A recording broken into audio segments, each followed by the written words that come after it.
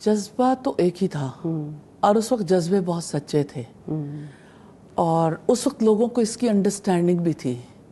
اور لوگ یہ سمجھتے تھے کہ ہمیں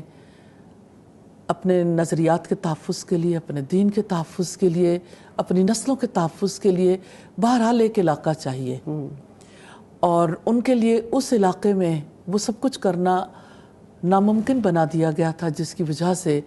اپنے نئے وطن کی ضرورت پیش آئی اور ہجرتیں ہوئیں۔ اس ہجرت کے لیے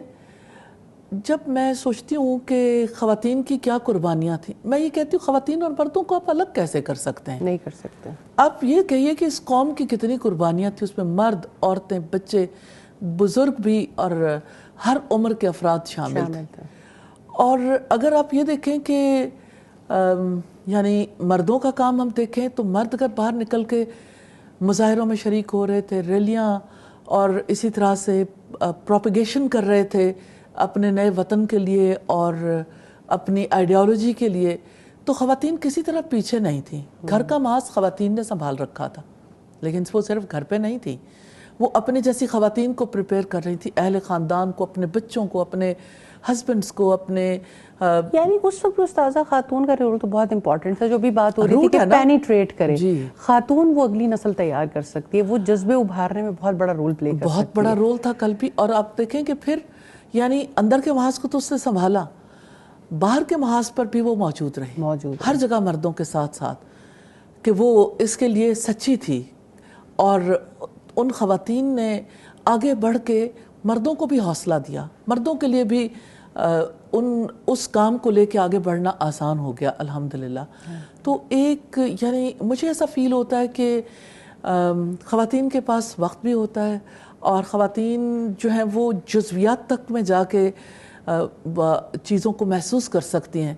تو پروپیگیشن میں جو رول پلے کیا خواتین نے اس کو فراموش نہیں کیا جا سکتا۔ اس کے اوپر ریسرچز ضرور ہونی چاہیے کہ گھر گھر میں کس طرح سے لوگ اس چیز کے لیے جم گئے تھے، اس میں خواتین کا رول بہت نمایاں۔ اور دوسری بات یہ ہے کہ کچھ خاص خواتین تحریک پاکستان کے حوالے سے جنہوں نے بہت اہم رول پلے کیا، ان میں جیسے فاطمہ جناح اور اسی طرح سے رانا لیاقت علی خان، شائستہ اکرام اللہ، یہ ان کے بڑا اہم رول ہے۔ ایون یعنی ہندو خاتون تھی سروجنی نائیڈو، جن کا بنگال سے تعلق تھا، لیکن وہ بھی اس مقصد کے لیے مسلمانوں کے ساتھ تھیں کہ ہمارے لیے الگ خطہ، الگ وطن ضرور ہونا چاہیے۔ تو خواتین کے لیے بچوں کو سنبھالنا بھی اور بچوں کو اس مقصد کے لیے تیار کرنا، اب امیجن کر سکتے ہیں کہ خواتین کا رول کیا ہوگا جب ان کے بچوں کو نیزوں کی انی پہ لٹکایا جا رہا تھا۔ اس وقت جو حوصلہ اور صبر خواتین کے اندر تھا، اگر وہ حوصلہ نہ ہوتا تو مرد کیسے کوئی سٹیپ لے سکتے تھے؟ جب خاندان ہجرت کر رہے تھے اور ہجرت کرتے ہوئے جب بچوں کی، بڑوں کی لاشیں کٹ رہی تھیں، تو خواتین کس قدر حوصلے سے اور کتنے عزم کے ساتھ جمی رہیں، اور جس وقت انہیں جانوں کی قربانی دینی پڑ رہی تھی، گھروں کی، مال کی، اور جس وقت اپنے علاقے کی قربانی دینی پڑ رہی تھی، پھر اپنے پیاروں کی قربانیاں دیکھ کے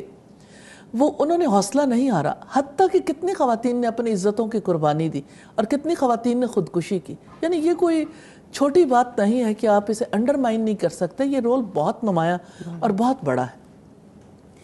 اور باہر کے محاذ پہ کام کرنے والوں کے لیے جب گھر کا محاذ خالی رہ جاتا ہے تو نیچرلی یعنی وہ تحریکیں کبھی کامیاب نہیں ہوتی۔ کامیابی اسی تحریک کو ملتی ہے جہاں پر یعنی بڑے، بچے، مرد، عورتیں سب ایک ہو جائیں۔ تو اس مقصد کے لیے سب لوگ ایک ہو گئے تھے اور کسی طرح بھی خواتین مردوں سے پیچھے نہیں تھیں۔